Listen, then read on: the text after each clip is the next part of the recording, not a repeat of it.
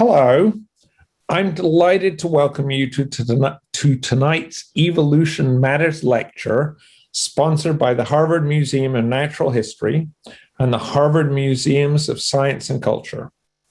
Before I introduce our speaker, I would like to take a moment to recognize Drs. Herman and Joan Suit for their generous sponsorship of the Evolution Matters lecture series. They have sponsored this series for 12 years, and it is their support that allows us to present and record the lectures. It's a great pleasure to recognize them. It's even more of a pleasure for me, because I know him, to recognize and introduce Paul Shamble. So Paul Shamble is a fellow of the John Harvard Distinguished Science Fellows Program. And I come from a family where I am the spider patrol dude, which means that occasionally people in my house scream, "Spider, spider!" And I'm obliged to go deal with the situation. Before Paul came to our program, I dealt with the situation in a way that was not good for the spiders. But having learned from Paul how spectacular spiders are with their hydraulically controlled limbs and their eyes and their jumping and hunting activities, now when I'm called to spider patrol, I bring a glass and a piece of paper, and I very carefully put the glass over the spiders and then slide the piece of paper underneath. And then I take the spiders outside, I release them, I tell them that I recognize their remarkable anatomical, behavioral, and evolutionary things, but I suggest they not come back to our house because they're people, they scare crazy. And that change in behavior was entirely induced by Paul's ability to identify interesting problems to do with spiders, and in particular to explain them incredibly clearly and beautifully to people. And so I am so happy that he is here to do that tonight to you. Take it away, Paul. Thank you, Andrew, for that wonderful introduction. I'm glad that I've improved the lives of you, countless numbers of spiders, and your family, all sort of in one go. Now, I think I'll just sort of get right into the presentation today. First, thank you also to all of you for joining in.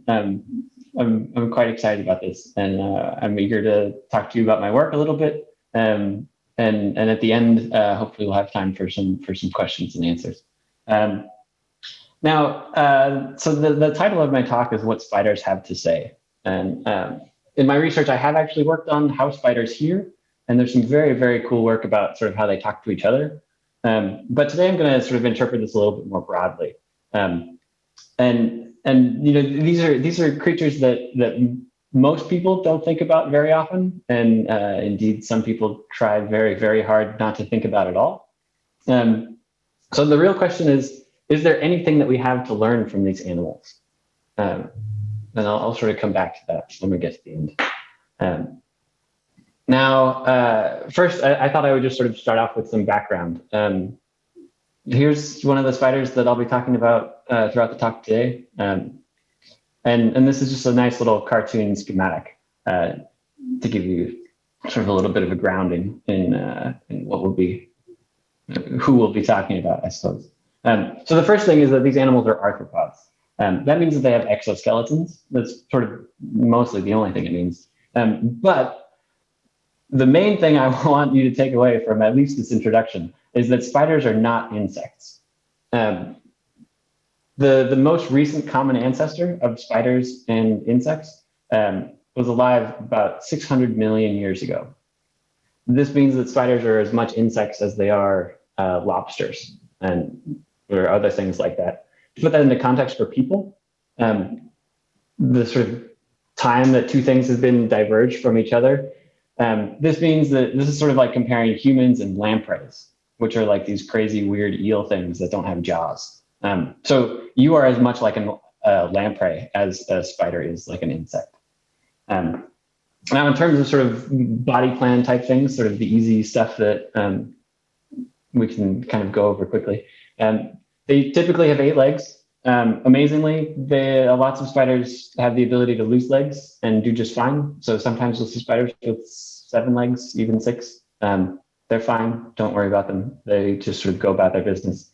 It means that they got in some sort of a tussle, and it was better to lose a leg than to not. One of the other things is that they have 2 body segments. So they have a head and an abdomen. This again makes them very different from insects, which have 3 body segments. They have a head, a thorax, and an abdomen. This does all kinds of weird things. It means that the legs of a spider are attached to its head. So its head has sort of all the things that you would associate with a body in some ways, like muscles to drive the legs, stuff like that. But also all the things that you associate with the head. So eyes, a mouth, the brain. So you have to pack a lot of stuff into a head when you do this. Again, unlike insects, they do not have antennae. They have 8 eyes, which I'll talk about more later, and it's quite cool.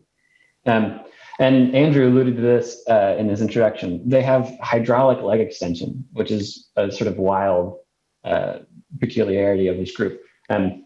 For people and for most creatures, you have muscles that sort of drive your limbs. So you have like one muscle that pulls your limb this way, and then on the opposite side of the limb, there's a muscle that drives out the other way.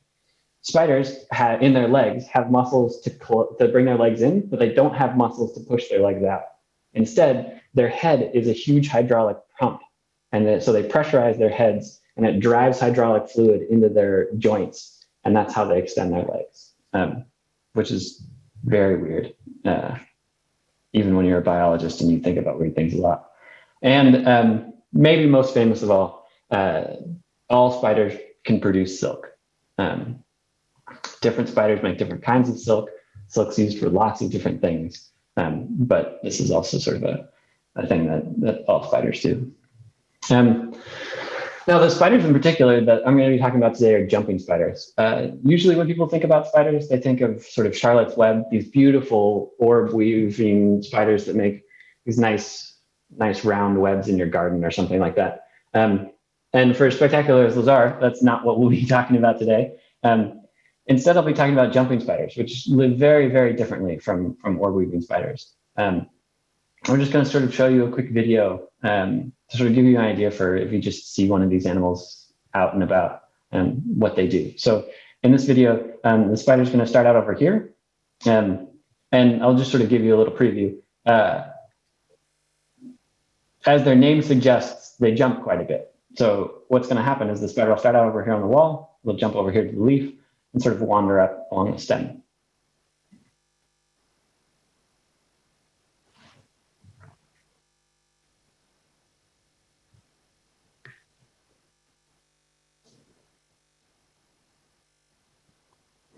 Now, this is sort of just always what they do. And they have this very, very different lifestyle than those spiders that you usually think of that sit and wait. These guys actively move through their habitat. And their entire sort of evolutionary biology, their ecology, all of it is sort of driven by this. They're active predators. And one of the things that kind of comes along with this in these animals is really, really excellent vision. If you think about that video I just showed you, the spider starts on the wall, hops over to the leaf, and then sort of makes a couple more hops. And you basically can't do that unless you can see really well, because if you're going to jump from one place to another, you have to know where you're going. And while sensory systems like hearing and taste can do all kinds of really remarkable things, vision for most creatures is really the only way that you can figure out where you are in space compared to where you want to go. So, so quite a bit of sort of jumping spider biology is tied up in vision. So as I said before, they have 8 eyes, which you can see some of here in this sort of head-on shot. And then you can see they're all in this photo, but they're sort of hard to pick out. So I've drawn a little cartoon over here. What they have is 2 pairs of forward-facing eyes. So these 4 right here. And then they have sort of these other 4 that are sort of placed farther back on their head. And again, I sort of want to root this in things that we know, that we understand really, really well. So if you think about our own vision, you have 2 eyes, and you have about 200 degrees of visual field of view. This means that like from the front of your face, you can see 200 degrees around you. I'm always kind of amazed that it's more than 180, but you can prove it to yourself. You just stick your hand out and move it around to the side until it disappears. It's like a little bit behind 180. And what these two eyes allow us to do is that it makes it so that we have this really nice big range in front of us, indicated here by this darker color, where both your eyes can look at something. So it's called binocular overlap. It allows us to do things like gauge distance really well, things like that. And the other thing that's pretty special about our eyes is that we have foveas, which in your eye, in the central part, there's this region of really, really, really high resolution. And so usually when we're looking at things, we direct both of our foveas at the same object. This is why when you read a book, you scan along the words. You don't just hold the book up in front of you and like sort of look at the whole thing at once. It's because the attention, our ability to really process things is based on our sort of placing both of these foveas on that thing. Now, the jumping spider is quite different. It starts out looking a little bit similar. These two eyes, these forward-facing eyes, secondary ones, so these littler ones on the outside, both face forwards, and they again have sort of this nice overlapping range towards the front. Then it starts to get weirder. These big eyes are effectively the fovea of the jumping spider, even though they're eyes all by themselves. So they're extremely high resolution, but the spiders can move them back and forth, and they can move them independently. So effectively what this means is that for the range, for lots of things that are just like right in front of the spider, instead of our seemingly sort of quaint binocular overlap, which we feel like makes us quite special, jumping spiders have potentially quadnocular overlap. What that does, what that means to them is very unclear, but it's sort of a remarkable little quirk of their visual system. And so now these two pictures look pretty similar, except that the jumping spider still has 4 eyes left for us to figure out what they're doing. And those eyes basically point upwards and backwards. So together, their eyes cover about a 300-degree field of view. This means that they can effectively see everything except for what's like straight through the ground or straight through their bodies behind them. Now, all of this, I sort of like to think about this in the context of the brain that's involved. Because you can have really amazing sensory structures, but if you're not really doing anything with them, then that matters quite a bit less than if you are. So humans are quite exceptional when it comes to the number of neurons in our brain. We have about 100 billion, and a good fraction of these are dedicated to tasks that have to do with vision. Cats have about 1 billion, and again, they're highly visual creatures. Then we shift into invertebrates. Honeybees, which are sort of championed as extremely intelligent. They're very good at learning. They do all kinds of interesting things. They have about 1 million neurons. The humble fruit fly, much loved by many biologists, has about 100,000. And the spider is thought to have about 50,000. Now, these are all just estimates. The spiders, that's probably a pretty low estimate, probably closer to the fruit flies. Even the fruit fly estimate's probably a bit low. But the ballparks are definitely right, which sort of poses this huge question. And it's a question that really is at the heart of a lot of my own research and a lot of research that's done on these animals in general, which is, how can an animal do so much with such a small brain? And to be sure, brain size isn't everything. It doesn't matter how many neurons you have if you use them in clever ways. But that's kind of the point. It suggests that there are really, really clever things that are happening that make it so that these animals can do some of the things that they're so well known for. So with that introduction, this is sort of the video that's going to motivate the rest of my talk. What you're about to see is a high-speed video of a jumping spider attacking a fly. Now, before I play this, I should say this whole thing happens in less than a blink of an eye. This counter down here is milliseconds, and it's going to take about 50 to 60 milliseconds for this to occur. It takes about 100 milliseconds for you to blink. So the video lasts a while, but the event is extremely rapid. So I'll just sort of let you watch this. You can see there's a top view and a side view.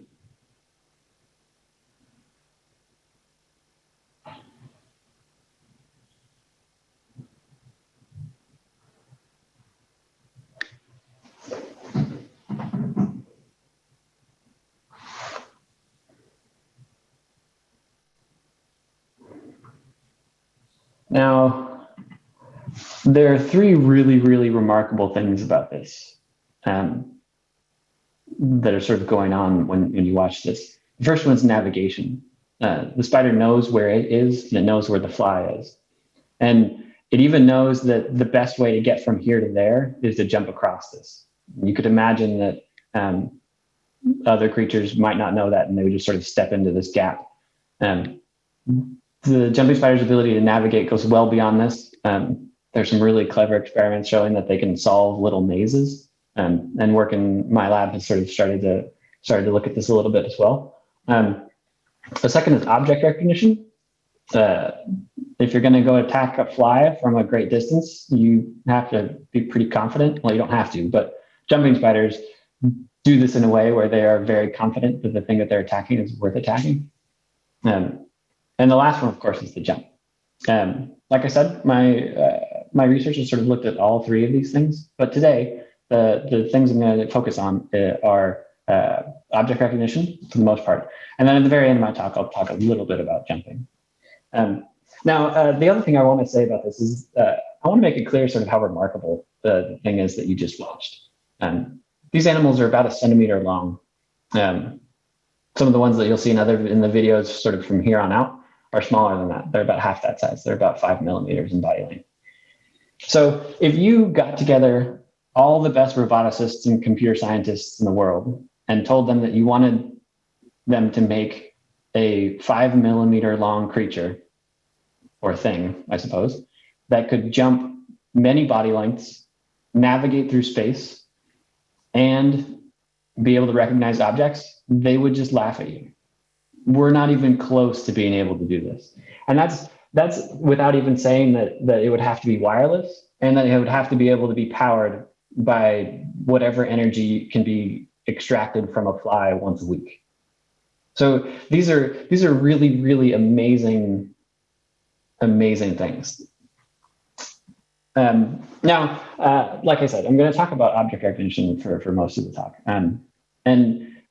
Object recognition is really, really hard. And one of the ways that a lot of creatures kind of cheat around this problem, and I'll talk about the problem a little bit in a second. One of the ways that they sort of cheat around the problem is to use motion instead. Lots of visual systems are really, really good at figuring out if something's moving and sort of how it's moving, and then discern from there what it is. You can sort of imagine this, like if you just have a rule that if something moves and it's really big, you should run away from it. And if it moves and it's really small, then you could probably try to eat it. So what I'm going to show you here is a video of a jumping spider attacking a little animation that we made, and is being displayed on this is actually on an iPhone. So this little thing is going to walk back and forth on the screen, and there's a mirror over here so you can see it as well. And this is an animation of something that a spider like this would want to eat. So when you do this, this is what happens.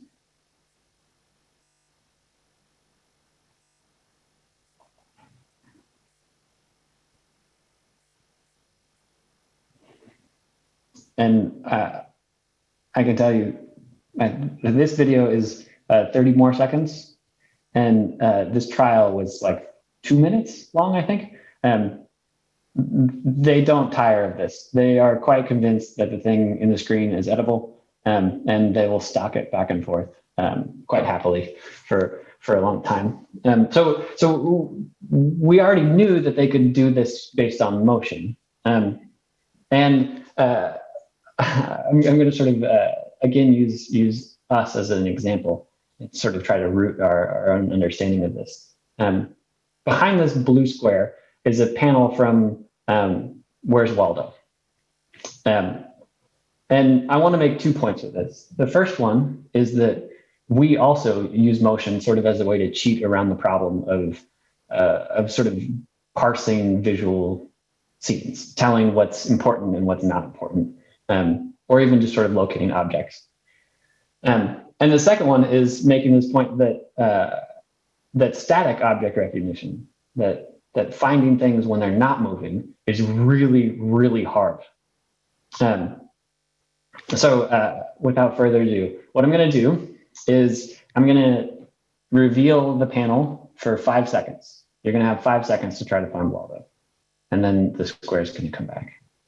And I know that there's a few of you who probably memorized these, but you can play along anyways. Okay, 1, 2, 3, 4, 5. Okay, some of you probably remember where Waldo is.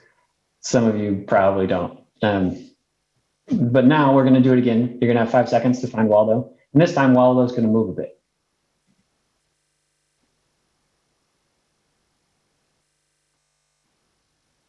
There you go. I bet that that probably made it quite a bit easier.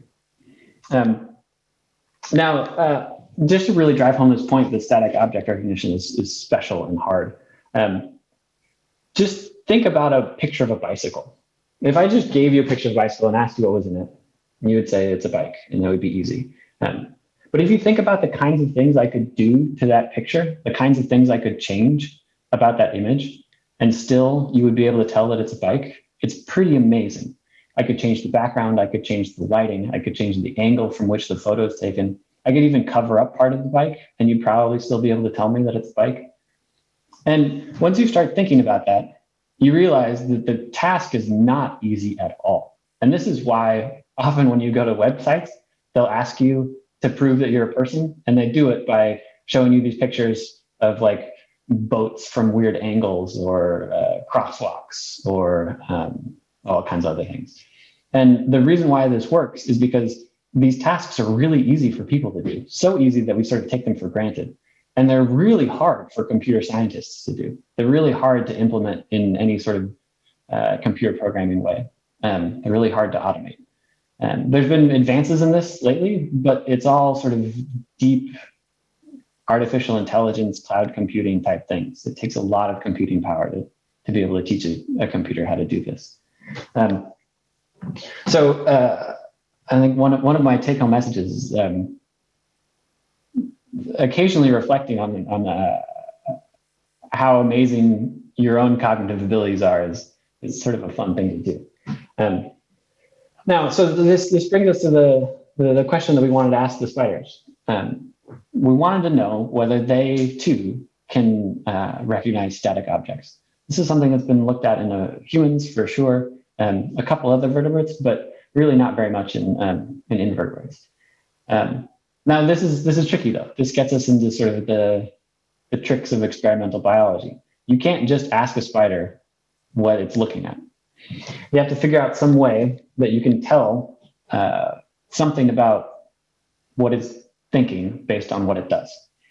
So the way that we decided to approach this was to present spiders with something that we were sure would get a reaction from them if they could do the task at all. So what we did is we presented them with predators. And the thought was they should probably try to avoid these objects. Now, this requires a little bit more explanation. It turns out that one of the main things that eats jumping spiders is bigger jumping spiders. So the object over here that we have that this guy is about to interact with is just in this case, it's actually a dead spider, but they don't know that. And you can imagine this also makes the whole problem of trying to figure out sort of static object recognition in jumping spiders even trickier, because it means that your predators, your potential mates, and your prey all kind of look the same. So, but as you can imagine, the outcomes of mixing those things up is rather severe.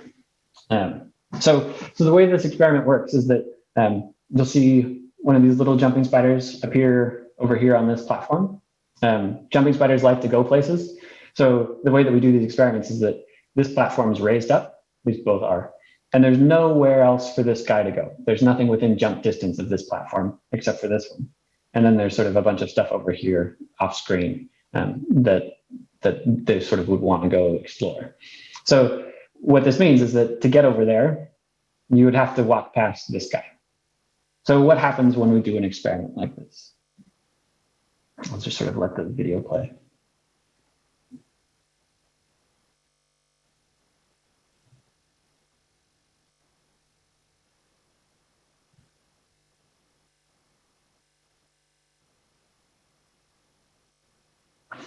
So I've stopped it there, but what happens is this guy ducks under and doesn't come back up until we take him off the little perch. So there are a couple of things that are pretty remarkable about this. One of them is the distance. This is many, many, many body lengths away.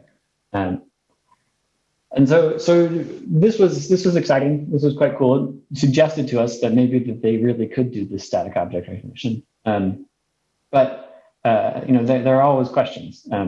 For example, maybe it's something just about the color of this particular predator that we chose. Something about its size, something about its posture, something that's very specific to this one creature. So what we did is we picked another jumping spider predator and did the same experiment. We got responses like this.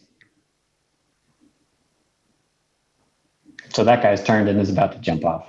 And then this sort of leads to the question of, well, okay, but maybe it's just that anything of that size is scary. And so what we did is we lovingly created these little blobs. And I guess I haven't explained this. This is, you're looking at a top-down view, but this is sort of the spider's eye view, the head-on view of what they would actually be seeing. So when we ran these experiments again, this is what happens. They very happily just hop across and walk right past it. So this is when things get sort of interesting. What this means is that we have some way of telling what the spiders think of an object. And the reason why is because we have differential responses to different things. So when they see a predator, they don't want to go towards it. They basically try to run away from it. And when they see something that's the same size as a predator, but is not a predator, like this blob, they'll happily just walk right past it. So this is cool, but as experimental biologists, the real dream is always to be able to tease things apart, to be able to fool the spiders, and through that foolery, try to figure out what's really going on. I sort of talked about this problem at this static object recognition problem, and how in computer science it's very difficult, and robotics is very difficult. And so the idea is, are there tricks that these animals have that allow them to do this? And it seems like sort of a neurobiology question, and someday it might be, but you have to figure out the behavior that underlies something before you do experimental work like that. So what we tried to do in sort of our pursuit to figure out how we could really sort of manipulate these little objects is we figured out how to 3D print little jumping spider objects. So we started out with super high resolution 3D scans. So what you're going to see here is a micro CT scan, which is just like a CT scan that you might get at a medical facility, except way higher resolution. So this is 1 millimeter. You're just going to see the head of a spider. Its eyes and its mouth are up here, and its abdomen's down here. And the way that this works is that you're going to see each layer as we sort of go through the spider. So we're going to start out at its legs, and then we'll come up into its body. I'll sort of point out some things as we go. So these are legs. You can see different muscles in the legs. These are the fangs. This is the body starting to come into view, the head. This is the brain. And then we're going to keep going up. The brain sort of extends upwards, sort of in this forward space. And then pretty soon here, we'll start to see some eyes as well. So these are the main eyes. These are the long eye tubes. These are the little eyes that also point forwards. And then here are those eyes that point backwards. So again, this is extremely high resolution. And from this, we can build these three-dimensional models in the computer. And then from that, we can 3D print these really nice little lifelike objects. And the reason why this is so useful is because it means that we can manipulate any piece of this model at will. And we can be very confident that the only thing that changed between two things is what we wanted to change, which isn't really true when you use some of these other things. So the first question is, of course, when you make a 3D printed model of a predator, what happens? does this still work? Does the spider still respond to it in the way that it did for the sort of real life predators? So here, the answer is resoundingly yes. And so, like I said, this is when it gets really, really exciting for us. So what we did is we went through and we sort of made a couple different versions of this. And our thinking here was that one of the ways that you could imagine making this very, very complicated problem pretty easy is if instead of actually looking at the entire thing, you just picked out one feature or like a very small feature that you focused on instead. So take that bicycle example that I told you about before. If instead of actually looking for a bicycle, you were only ever really looking for the front wheel of a bicycle, that would work pretty well. If I usually, like, if most of the time I showed you a photograph of a bicycle, you could see that wheel, you would do a really good job of identifying it as a bicycle. But the problem would be a lot easier. So just to sort of start out trying to figure out how these creatures do this, we thought that we would try playing with the presence and absence of eyes. So if you take this blob, but you put on scary jumping spider eyes, or if you start out with your sort of scary 3D printed jumping spider and you take the eyes away, does this explain all of the responses that we were seeing? Is it really just in the eyes? So when we do this, about 80% of jumping spiders walk right past the blob. And none of them walk past the 3D printed predator. And for these ones in between, we get some change, but a change that doesn't clearly sort of explain the entire phenomenon.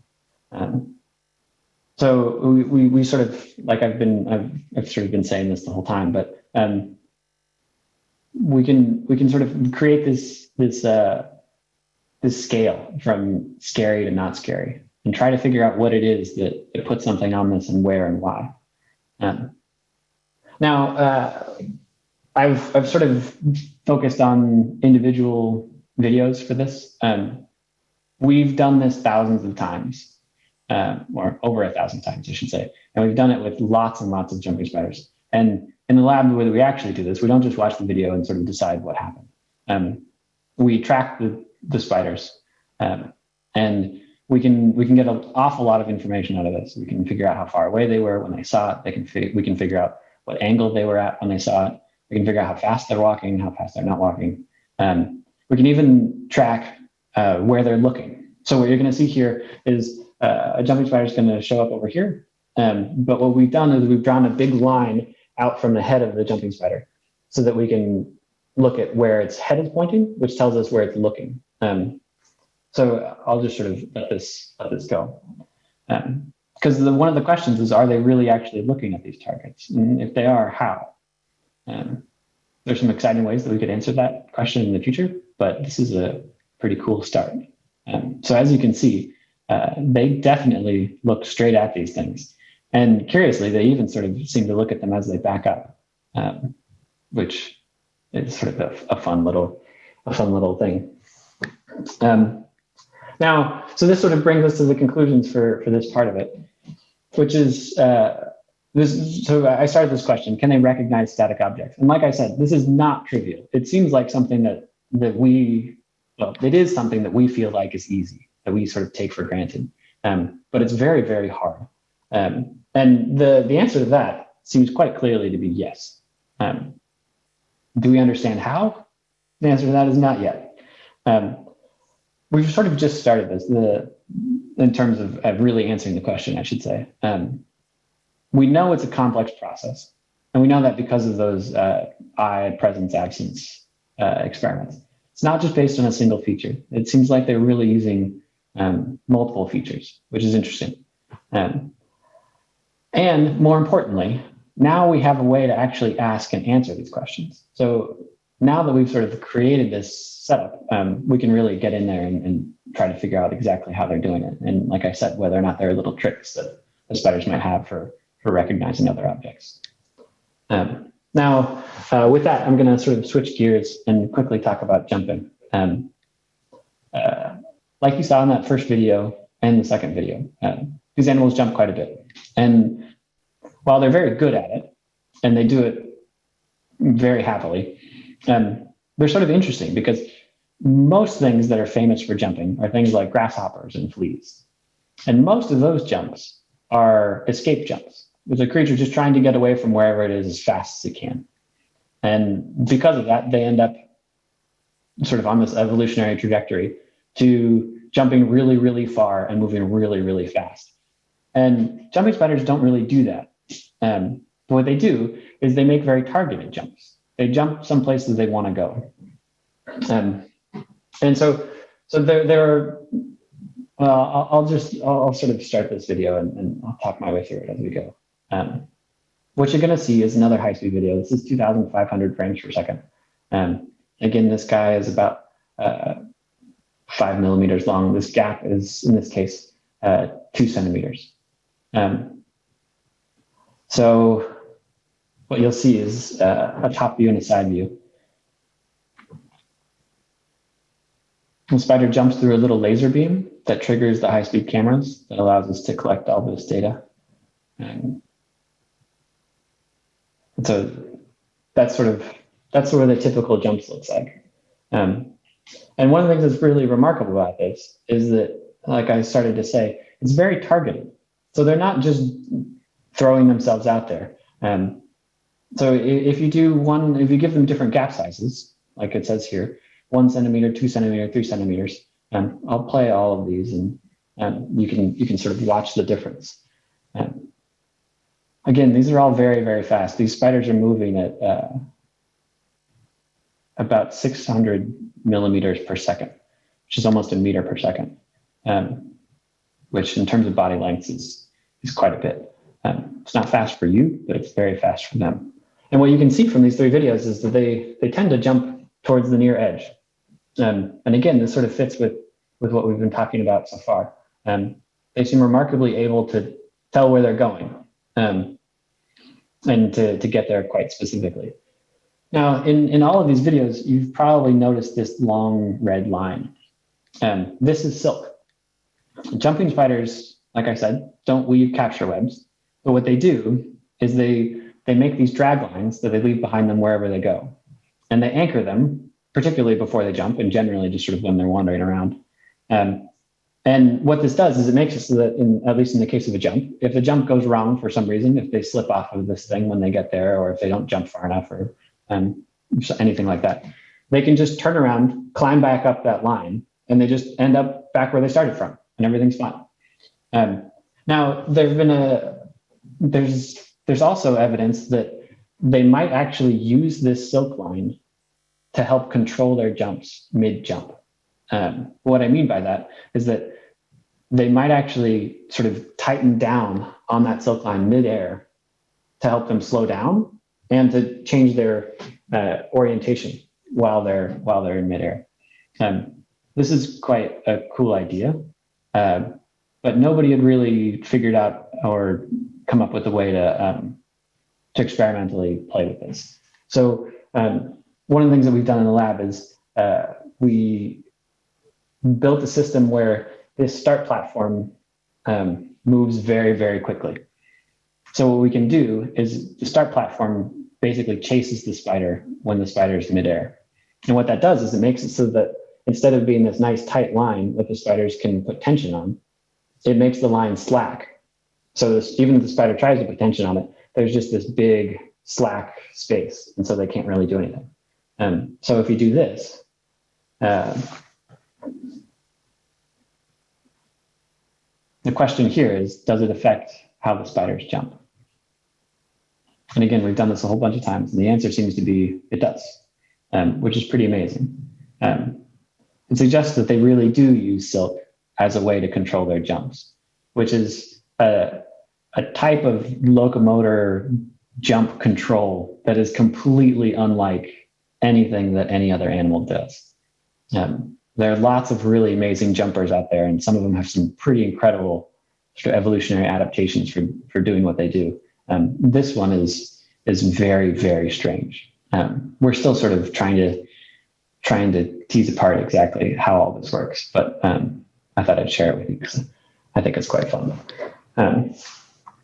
Now, with that, I want to sort of wrap up a little bit.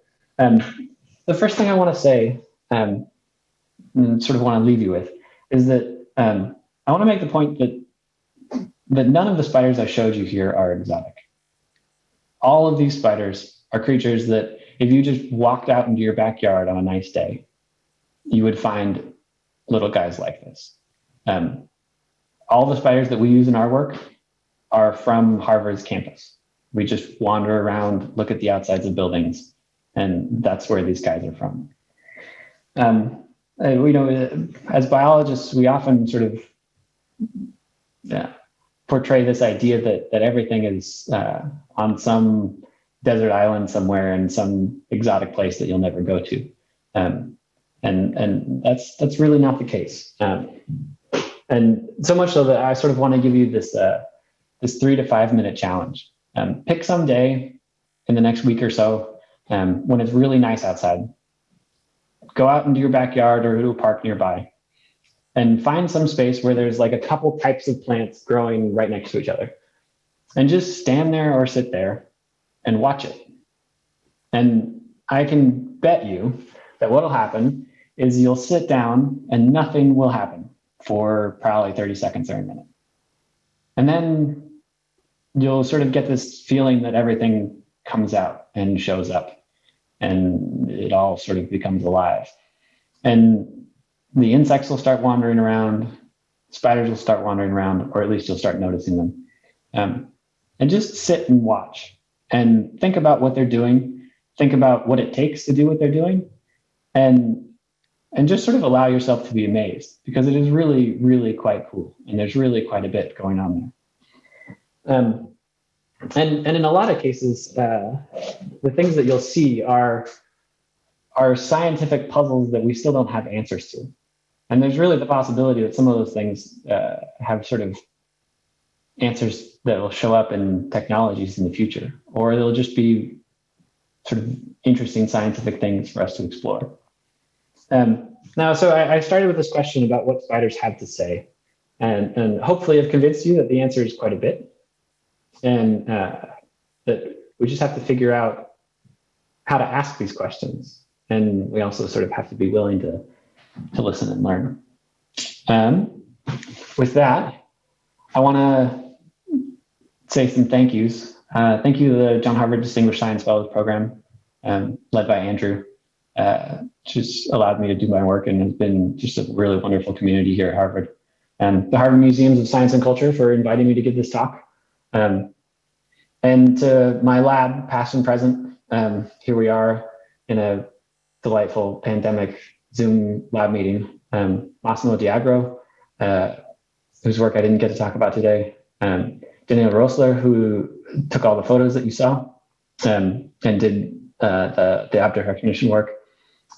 Chris Kim, who is our lab engineer and helps with just absolutely everything. And Ava Chen, who helped out with, or in some cases, made possible lots of the jump work.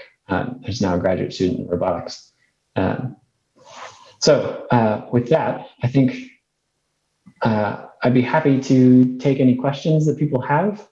And I think, Andrew, you want to pop back on and we can talk about these things? Sure. Can you hear me, Paul? Yeah, I can hear you great. So one of the questions is a question that I would have come up with too. And I'm going to combine two questions here. Great. It starts with, what is the difference between spider silk and caterpillar silk? And then weaving in another question, how many different sorts of creatures make silk and what's different about different sorts of creatures who make silk? Oh, those are great questions. Silk is sort of a catch-all term for any kind of fibrous material that things make. They're very, very different, but also pretty similar. It's sort of a hard question to answer, really. I would say the main difference is, at least for lots of this, is how it's used. There are clearly differences in sort of molecular biology and how it's spun and all kinds of stuff like that. But the caterpillar silk that we're usually most familiar with are caterpillars that are making cocoons. And so that's what they're metamorphizing in. Spiders weave silk, like jumping spiders do it for jumping. They make little retreats. They use it to cover their egg sacs. Other spiders make it into webs. So there's really quite a bit of variation. I wish I could give you sort of a nice, succinct answer, but sometimes they're complicated. So again, sort of aggregating some questions. Are there different species of jumping spiders? How long do they live? And how do you identify them for your experiments? Do you give them names like this is Josephine and this is Joe and all those sorts of questions? Those are great questions. There are lots of different species, first off. There are actually more species of jumping spider than there are of any other spider family. So there are thousands and thousands. How do we identify them? Well, so half of that is how do we know if it's a species that we want? And if you just go out in your garden and stare at them for a little while, you'll sort of start to figure out that typically they look quite different. The ones that we use are called zebra jumping spiders, is their common name. They have little stripes on them that makes them look pretty different from other guys. And we lovingly give them numbers, but we do not typically lovingly give them names. How far ahead can they see? Well, I just realized I missed part of that, the last one. How long do they live? Most people would tell you that they live a year. It's definitely longer than that. We've had spiders in the lab that have lived 2+ years, and that's why we caught them before they were not as eggs, I should say. So they live quite a while. How far can they see? This is sort of a complicated question, but a pretty amazing one. I said that when you do this 3 to 5 minute challenge, you should just sit and wait for a couple of minutes. And part of that is because, at least if there are any jumping spiders out there, they'll see you coming. When I started doing work on jumping spiders as a graduate student, our lab had this really lovely work table in the middle of the lab. And then the door to the lab had a little porthole about head high, about this big. And I would set up these jumping spider experiments on the lab table, which is like, I don't know, 3-4 meters. So, a good ways away from the door. And when people walked by in the hallway, just their heads showing up in the portal would make the jumping spiders stop and turn and look at them. So they can see extremely far. It's sort of the same thing for you. You can see big things very far away and little things very close by. Same is sort of true of jumping spiders. But they can usually see you. If you can see them, they can probably see you. Cool. So a couple of people asked questions about what they recognize. And so I'll try and combine 2 questions. So one is, what made you pick the eyes as the feature to look at in your recognition test? And another question was like, why didn't you put legs on the blob to ask if they knew the difference between a blob and a blob with legs? Great questions. The answer basically is that you just have to pick something. So sometimes, and to be honest, the way that these experiments go, it's often, and especially at the start, when you don't know if it's just a single feature, your choices are picking one feature and testing it. Or if you pick multiple features, the experiment just gets really, really complicated. So a bit of it was a shot in the dark. The reason why we picked the eyes was because it's sort of the defining feature of a jumping spider. So there are other spiders that are that big. And we wanted to know if it was if these little jumping spiders were looking at these objects and thinking that they're jumping spiders or just big spiders. So we sort of decided to play with that one first. But yeah, that's a great suggestion, and it's on our list of strange things to try in the future. And by that I mean like very rigorous experiments to do next. The blob with legs, yeah. Right. And here's a sort of question from someone who knows more than I used to know about jumping spiders, which is, have you studied Porsches? I believe they're known to show the most intelligent behaviors of all jumping spiders. Yeah, Porsches are incredible. So Porsche is this sort of odd other group of jumping spiders, and they specialize on eating other spiders. And there's been all kinds of really cool work on them solving mazes, them learning how to trick prey. They'll actually pluck webs of orb weavers in ways that make the orb weaver come towards them. So they do all kinds of amazing things. The main reason why we don't do that is because they live in Australia and we don't. And I'm always sort of the thought that you can find things nearby that are amazing. The other thing is that a lot of the Porsche stuff, Porsches take a long time to do things. So it does seem like there might be, and this is sort of hand wavy, there might be some sort of trade-off between being very smart and taking a long time, or being a little bit less clever, but acting sort of more quickly. So you're describing the difference between scientists and baseball players? Absolutely. Someone asked about, you showed a video where you highlighted the blue line, that the spiders, where they're looking, and their question is, if they're not looking straight at the scary thing, do they still know it's scary? This is again sort of in the realm of starting somewhere and then wondering about other things.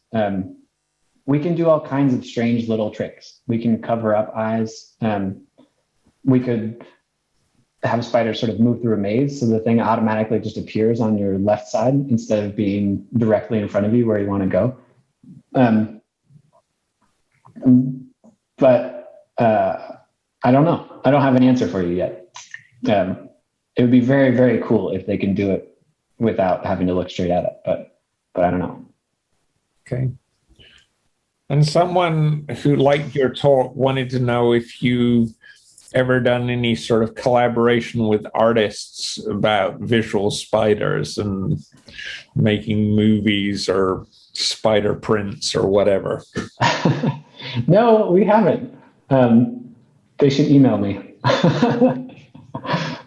All right.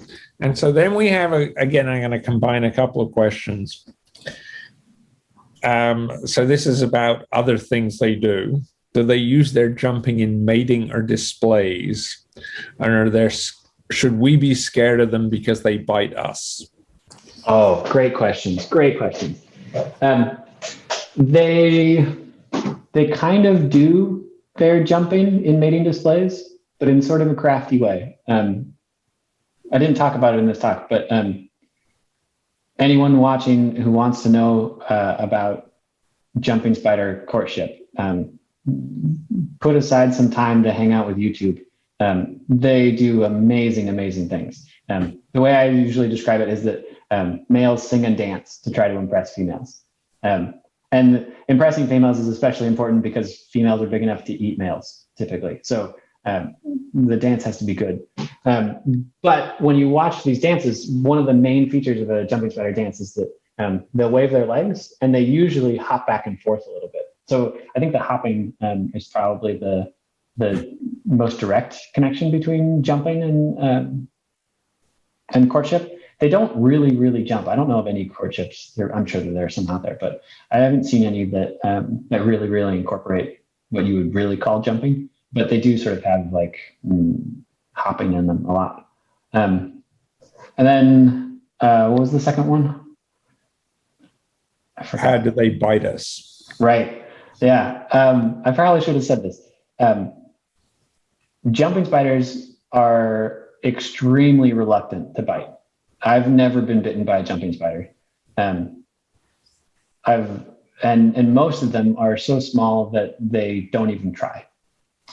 So all the ones that you saw videos of today, those guys don't even try it. And I suspect that even if they wanted to, they wouldn't be able to get their fangs through your skin.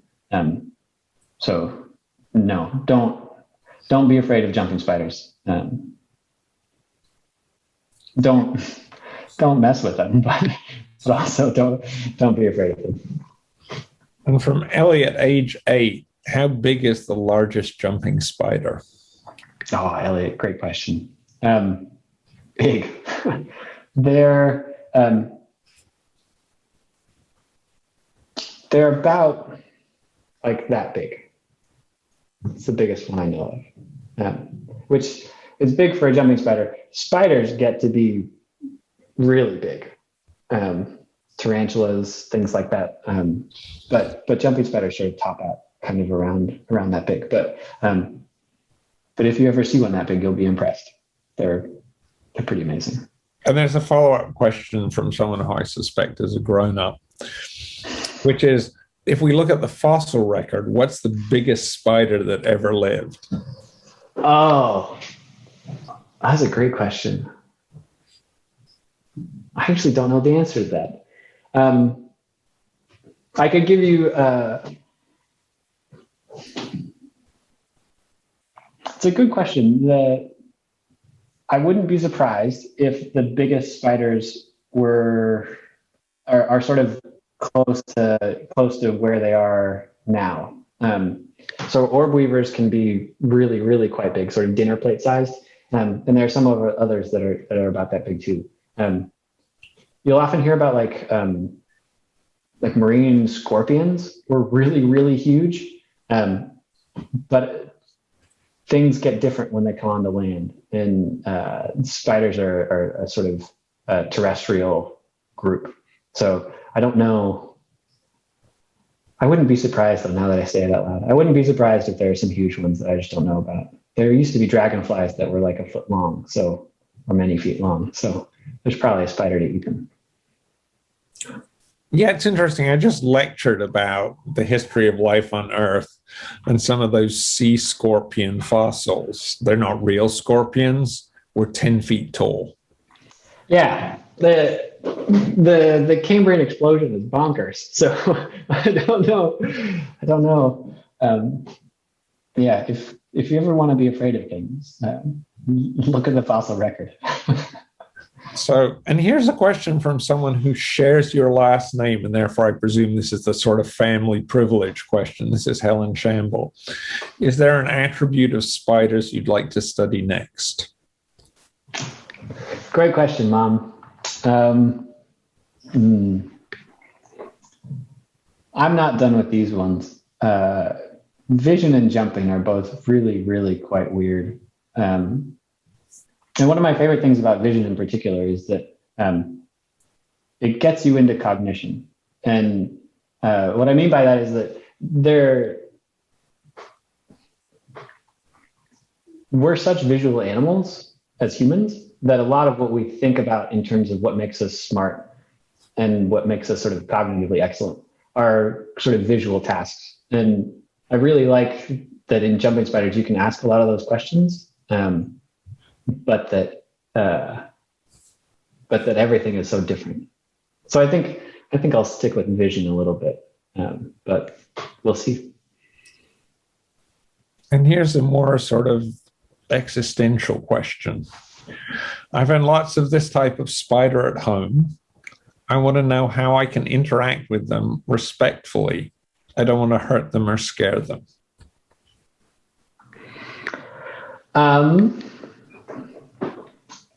I would actually say for most spiders, I think that the best thing that you can do if you find them in your house is to politely take them outside. And the reason why is because the only reason why any spider comes into your house is just sort of because it wandered in there by accident. And typically there isn't much to eat in your house. So most spiders would be happier outside. That said, if you have like a windowsill and they sort of come out and wander sort of inside to outside, or if you have a garden, you might actually find these spiders, they have home ranges, they have homes. So you'll often see, like I know in our neighborhood, I know spiders that I see on walks and I can sort of reliably count on them being there. So just watch them. You'll be astounded. You can play little tiny games with them. Like if you if you dangle a pencil in front of them, they'll look at the pencil, and that's always kind of fun. You can find YouTube videos of them getting onto computer screens and chasing cursors, which is pretty amazing too. So mostly I would say don't touch them, in part because they're just so delicate that that's kind of a good rule. So then there's a question about how they jump. Do they jump using their muscles, hydraulics, or both? Almost certainly both. The hydraulics work to extend the legs in sort of a straight line. The way that we know that is within the spider's leg, there are only certain joints that are missing the leg extension muscle, and all of them are ones that go sort of straight ahead. So if you watch some jumping spiders jump off of only their back two legs, and so those guys are probably jumping mostly with hydraulics. Most jumping spiders jump off of their back four legs, which means that the third leg is actually kind of rowing because it's farther up on the ground. And so all of that motion is muscular. So it's probably a mixture of the two. And to be fair, the hydraulic power thing is still muscular. It's just weirdly placed. It's just that the muscles are in the head. So there's some wishy-washiness there. But yeah, good question. So Ada, age 5, would like to know how far and how high the spiders can jump and still land okay. You just come to the lab and we can figure it out. We're still trying to work on it. At least for our spiders, we've built little systems to sort of try to gauge this. And our little guys will happily go 4, 5, 6 centimeters, which is like 10 body lengths about. Different spiders jump different distances. Really big spiders tend to not want to jump very far. Little ones, little jumping spiders jump farther. And then there are some jumping spiders that don't really seem to jump at all, but they're kind of special and weird. Yeah, I think my disappointing answer is I don't really know. But you can find out. Just go watch your spiders and see what it looks like. You tell me. And then we have a couple of people asking about senses. Mm-hmm. So there are a couple of people who want to know whether they can smell. And we also want to know whether they see in color. Ooh, great questions. They can sort of smell. Well, let's just say they can smell. They have sensory structures that allow them to detect chemical stuff. I say stuff because there's sort of two different ways that you can get chemical information. One of them is from the air and the other one's through the ground. Most of the spider smelling is through the ground. So spiders will actually, you might see this if you watch spiders a lot. Males, when they're trying to find females leave silk around and males can smell the silk. And so what the males do is they actually they have these little arms next to their face and they drag these arms across the ground. It's because they have sensory hairs that are built for smelling. And so they actually rub them on the ground to smell. So they can smell. And what was the second one? I've lost track. Color vision. Color vision. Yes, they do. They do. It's weirder than you think, but they do. They only have color vision in those really big main eyes, and their color vision, depending on the species. And this is one of those things where people have really only looked in a couple species, but it seems that they can certainly see UV, blue, green, and there's been some good work to show that some species, at least, maybe all of them, can see red as discrete color channels. So this sort of piles on to this idea that their visual system is just kind of absurdly good for how small their brains are. Because four color channels is a lot of information to deal with. And so here's a question where I actually happen to know that you know the answer. And do you know whether the ability to recognize predators and prey is innate or learned? Great question. I actually have a slide on this. We do. We do know the answer to that. We made even smaller. Well, actually, I wonder if I can. Let me see if I can actually just go back and show this to you. Haha, here it is. It's funny that this is not the question that my mom asked, because that would have been suspicious. So what we did is we did the same experiment, but with smaller targets. So this is a little tiny blob. This is a spiderling that's 1 to 3 days old. It's basically seen nothing that looks anything like this in its whole life. And this is a smaller, but still predator 3D printed object. So when you do this, the responses you get are, these guys don't really care. You can see the spider is so small. This is just a curb, and like this is 2 pieces of filter paper, and you can see the spider sort of walk up over it. And when you do this with this thing, the predator object, that's what you get. The spiderlings just dive away.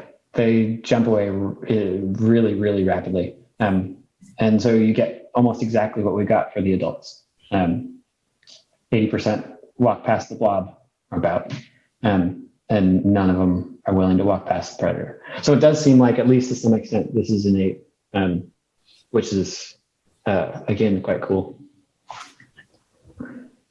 Cool. So here's an urban myth test.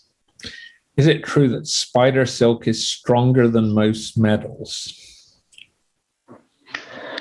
This is one of those tricky things.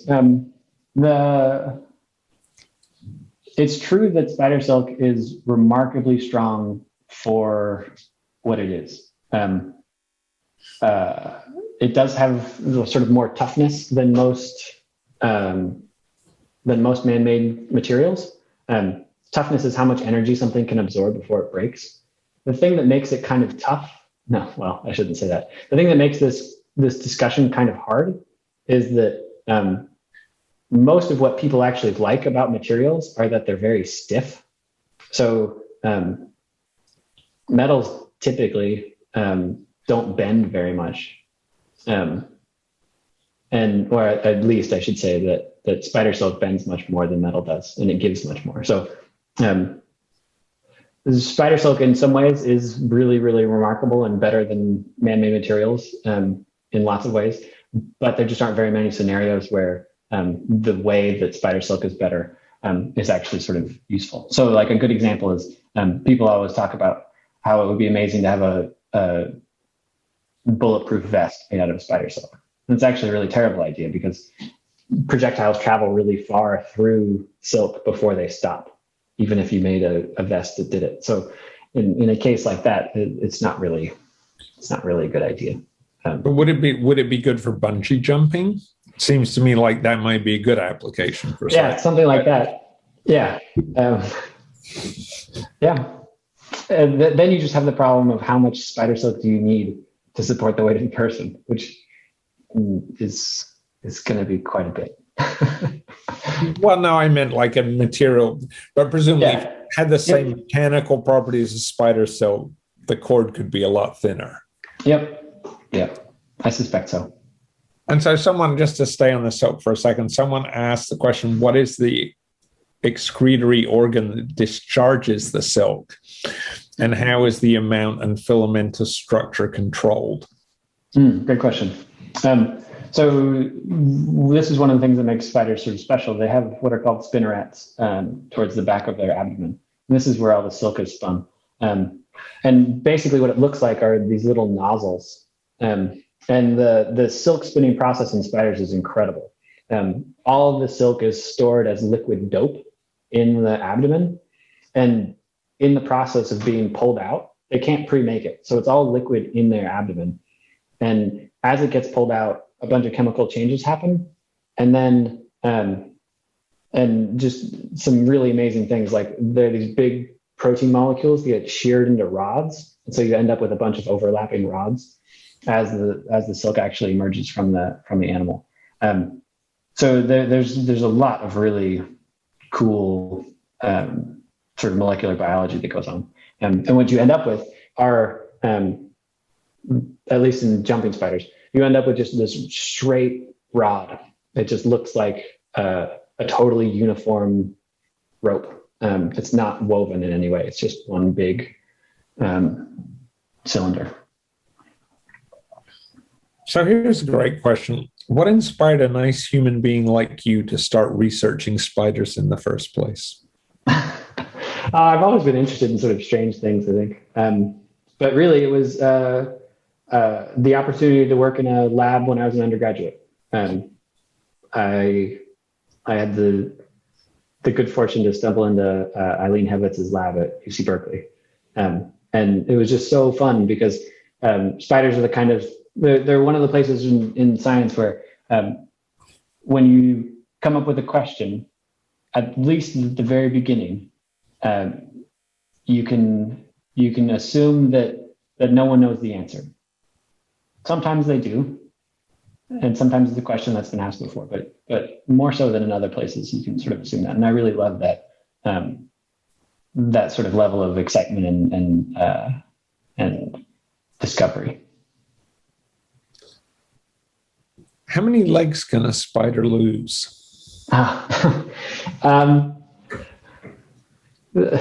They get less and less pleased about losing them the more they lose. They're specifically evolved to be able to, they're morphologically adapted to be able to lose legs. So there's like a specific place where the leg breaks off. It's kind of an active process. So they'll lose one leg very easily. You can, like I said, you can find them with 6 legs. You don't usually find spiders in the field with fewer than 6 legs. So that's probably kind of the functional limit. I would like to say thank you so much to Paul for giving such a spectacular and engaging talk. And thank you even more to everyone who watched for all your spectacular questions. I'm so sorry that we didn't get to answer a lot of them, but thank you. Thank you. Have a great evening. Stay interested in biology. Keep believing that evolution happens, and talk to your friends about it. Thank you. Yep. Thank you very much. Thank you, Andrew. And thank you everyone for coming.